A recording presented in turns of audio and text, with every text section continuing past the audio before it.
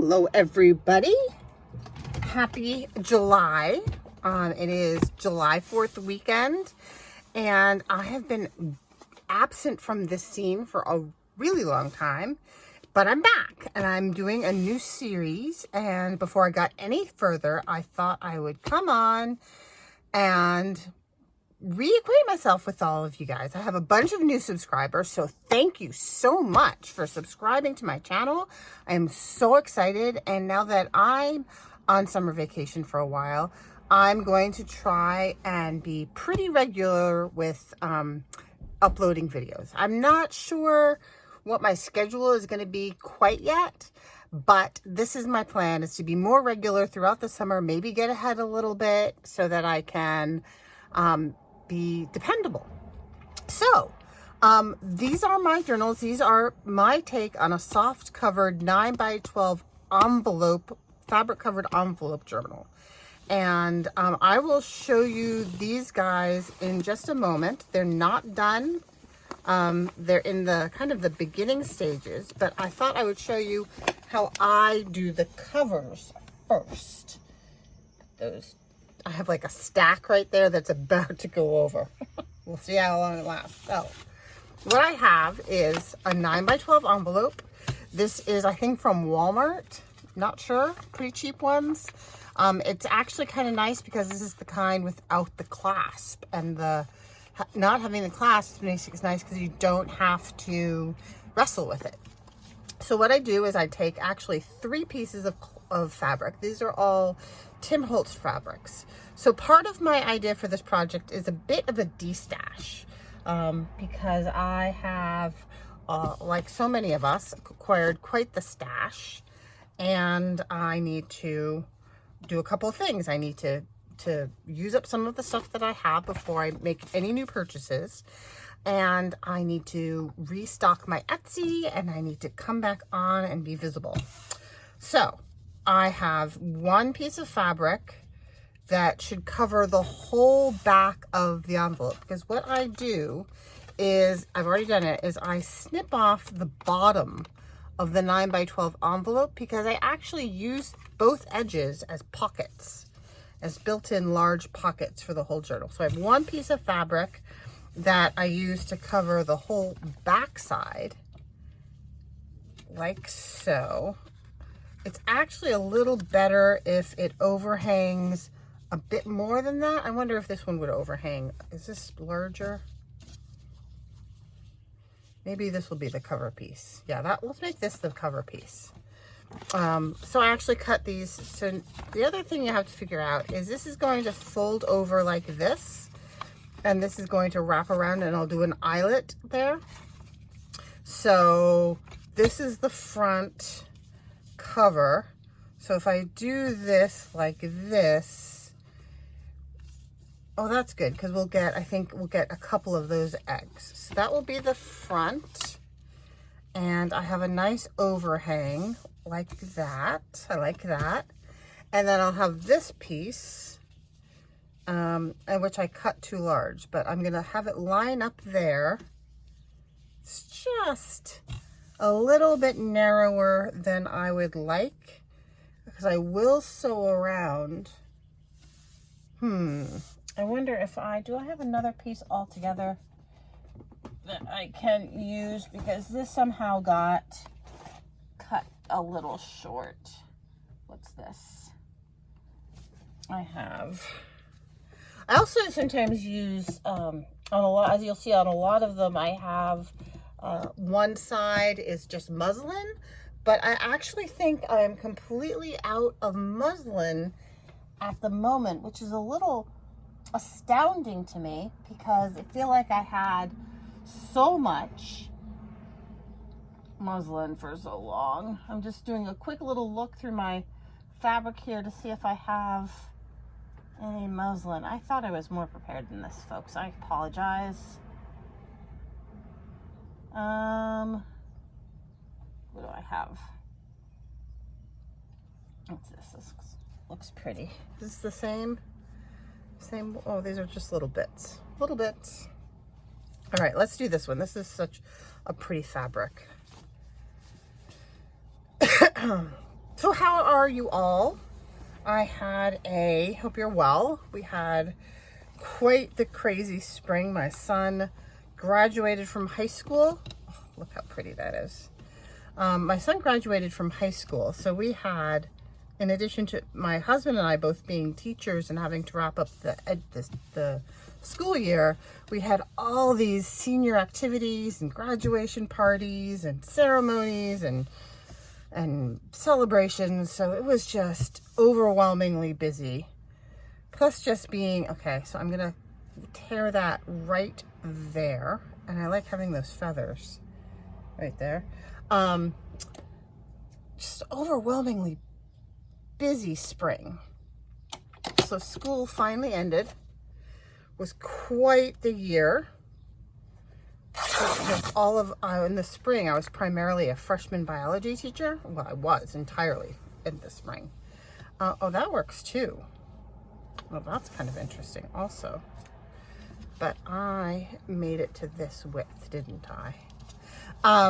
Yeah, we'll stick with the plan. Stick with the plan. So the freshmen, really hadn't been in school properly for 2 years. So it was a little bit of a wild ride. Yeah,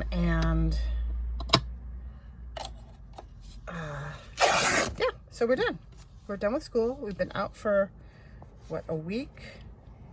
We end at the very end of June, 24th, I think. So this is our first week, full week? Yeah, we just had our first full week. Which has been lovely. It's interesting. It's so hard to let go of all the stress and tension of the school year. My husband and I both wake up at 4:30, 5 o'clock without the alarms because we're just so used to waking up that early.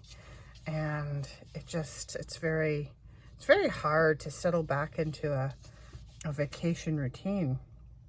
So I could do it that way, or I could have the feathers coming down from the top. But this one, if I do it this way, there are some words here that are the right way up. So I think I will do it like this. So this is really simple. This is not a difficult way to do it, but I just like doing it this way because I get the pockets. So then I also need a little bit for this.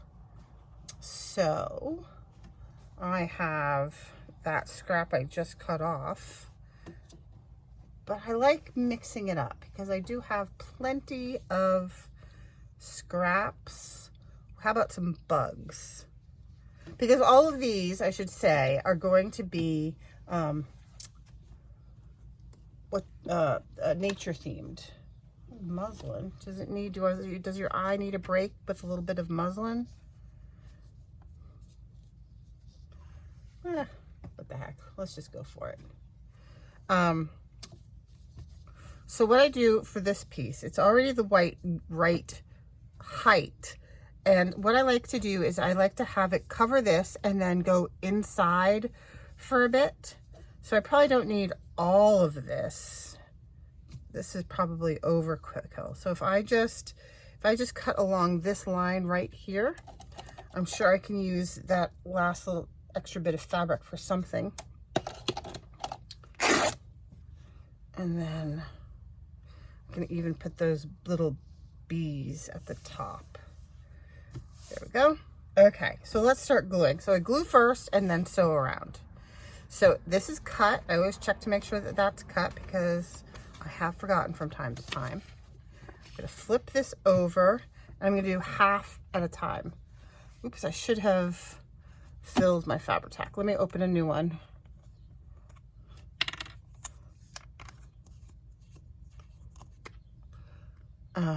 So then my son had a couple of amazing adventures this spring, one of which was he and his friend flew down to Bahamas, and they met a guy. They're all avid sailors and varsity sailors. I met a guy who needed his boat. He needed the boys to help him deliver his boat back to its summer grounds in Key West. So they did a boat delivery, and then he did that over April vacation. And then right at the very end of the school year, he and another friend, the other friend's parents drove them up to the Maine Canadian border, and they biked home over 500 miles, like almost 600 miles in 5 days, I think they did.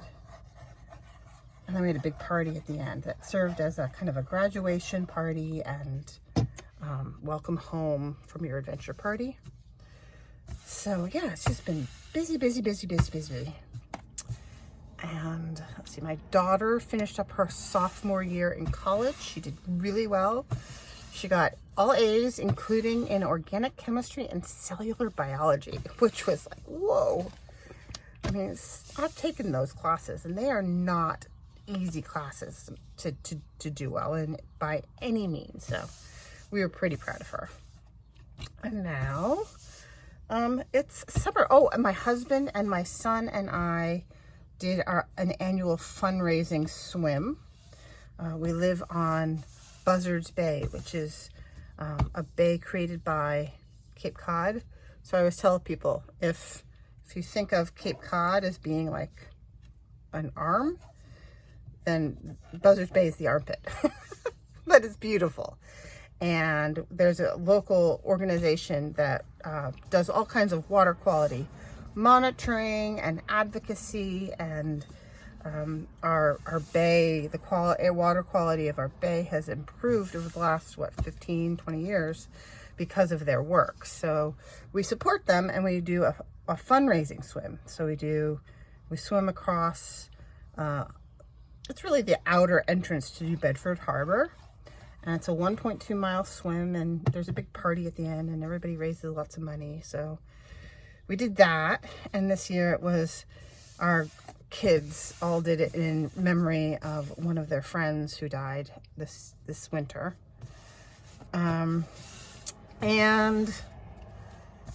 And then my husband and I are now doing another little swimming project where we have done 2 legs already. And in legs, doing little stints, we're swimming the entire coast of the town that we live in, which is essentially a big peninsula. Or it's 2, 1.5. So yeah, so we're busy. But I needed to get back to this. So I just watched the Tim Holtz video. He did a little live on Instagram just now, and he's got a new chapter, he calls them, of die cuts and things. Oh my gosh, so exciting. I haven't even bought the new stamp color yet, and I'm already like, oh my gosh, I want these dies. Where are my bugs? Here we go. Nope. Yes, those are my bugs. Okay, so what I do with this is I pull off this thing, and then I put glue on just the flap. So I'm going to do just along the edge of the flap here, and then over the sticky tape that they include. And I don't have to worry about getting to the edge, because like I say, I will sew round. So I'm going to place that where I want it. Maybe a little bit closer to that edge. Yep, like that. And then what I'll do is I'll take my scissors, and right at that corner there, I'll angle it in so that I can tuck it in a little bit. So right at this corner, I'm gonna angle it in. And what the angle in doesn't matter at all, but I will be able to then tuck that in. And I can see how it's folding right there? That's not ideal. So what I'll do is I will just go along the edge, give it a little snip so it can lie flat. And then when I sew it, the sewing machine I'll sew right along that edge in a zigzag. And when I zigzag it, I'll catch one point of the zig will catch there, and the zag will catch on the outside. So you'll have one part of the stitch catching the edge of the envelope, and the outer not catching the edge of the envelope. So this will be camouflaged. And I'll show you that on the finished ones in just a sec. So I'm just gonna cut like that so it will lay flat. And then I will go in, and so I can kind of guess that distance towards the inside that I will glue down.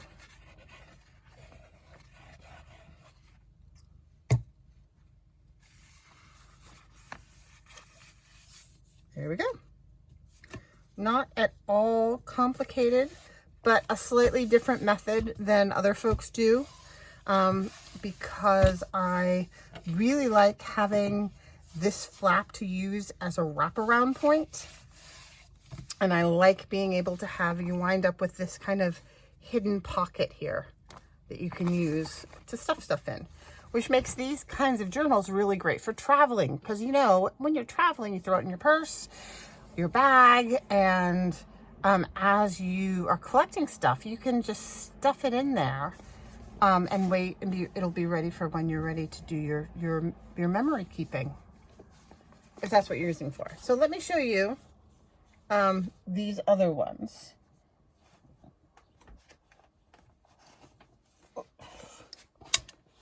Oh gosh, I had a little bit of an avalanche, but not as bad as I was expecting.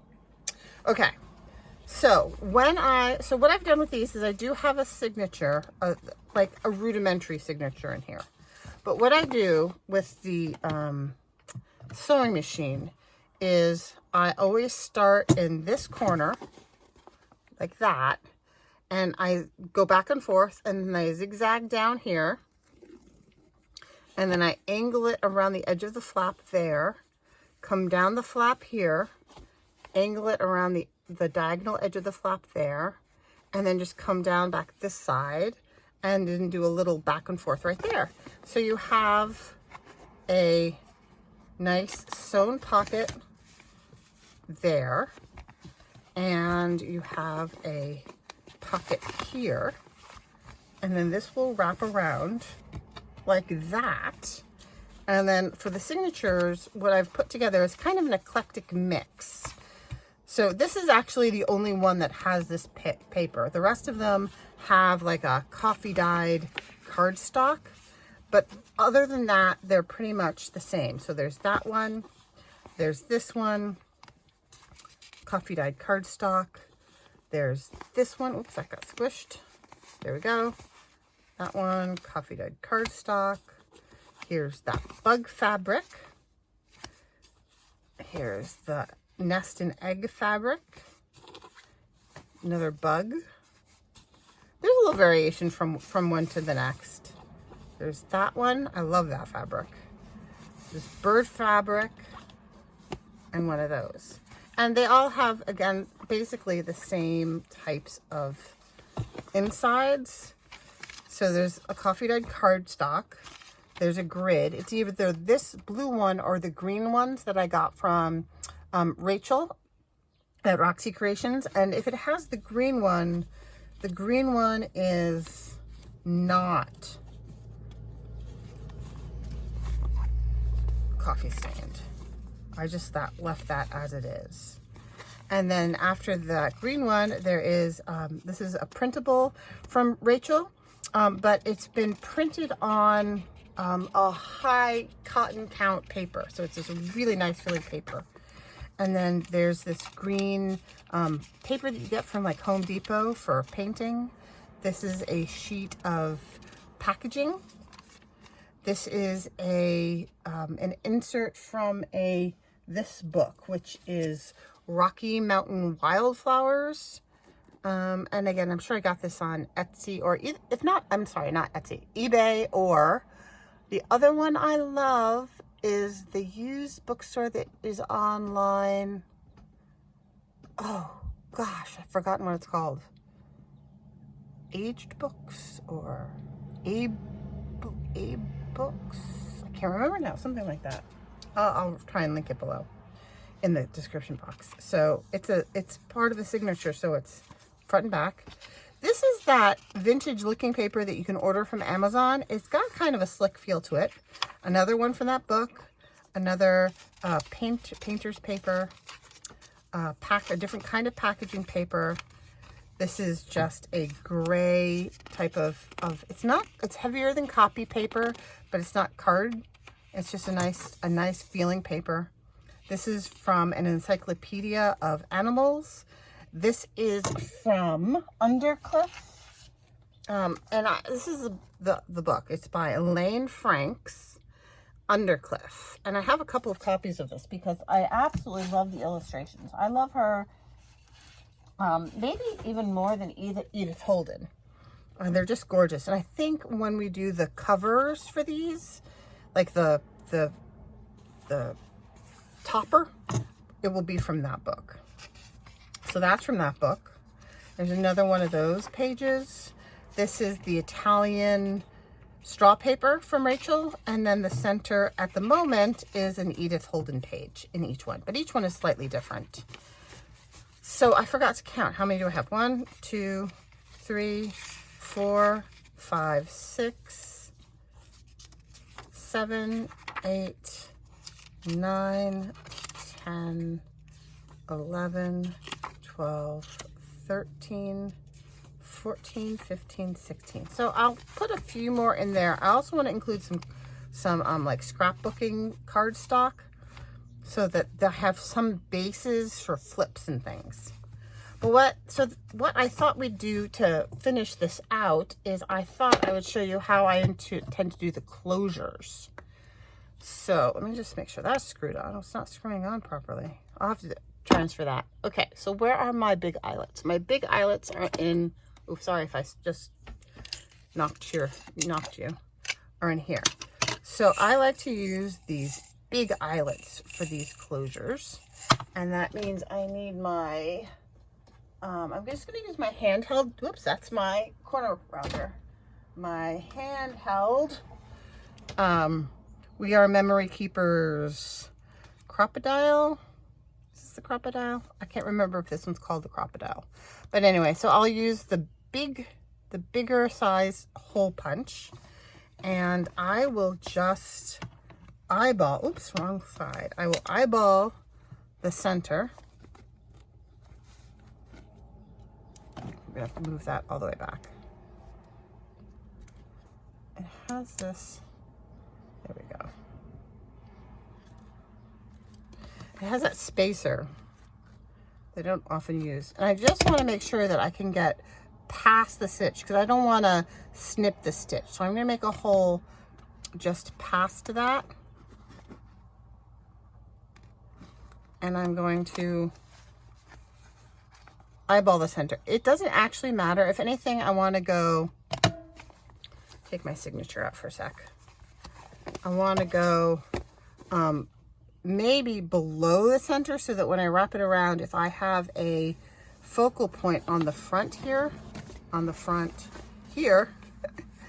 when I wrap it around, more of that will show than not. So I think right on this line right here is a good spot.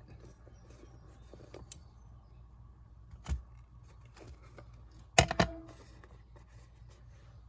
see, snip off that a little bit and grab a chunky eyelet. I love these chunky eyelets.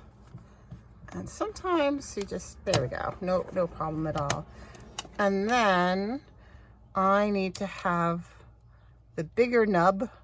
See, that is A. And then on the bottom, well, it's already on 3. So I think 3 is what I want. Oh no, here. I think I'm going to do A and what's the number on that one? The really big nub, that 1. I can't see. Yeah, A1. And I'm just going to give that a really good squeeze. Like that. sometimes if I'm not happy with how flat it gets, I'll take a pliers and just give it a little bit of a flattening chomp, just because you don't want anything too rough sticking up. And then I have, excuse my reach, I have this chunk of green sari silk that I think I'm going to use for all of the closures. And I'll just take some sari silk and I will wrap it around. I need to find an end. Ha! Found an end. Okay, so then I will just follow this back and take off enough of a chunk to wrap. Let's see. Maybe like that. Okay. And then stick my signature in here. And I will thread that through.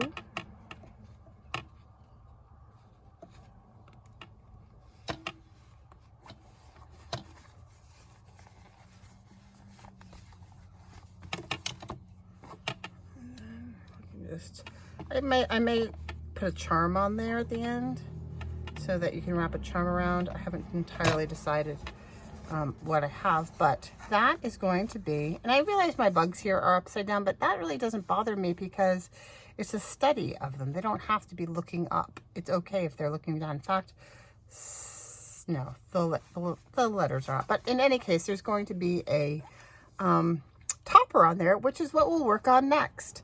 So thanks so much for stopping by. I will finish up with the eyelets, and the sari silk on those.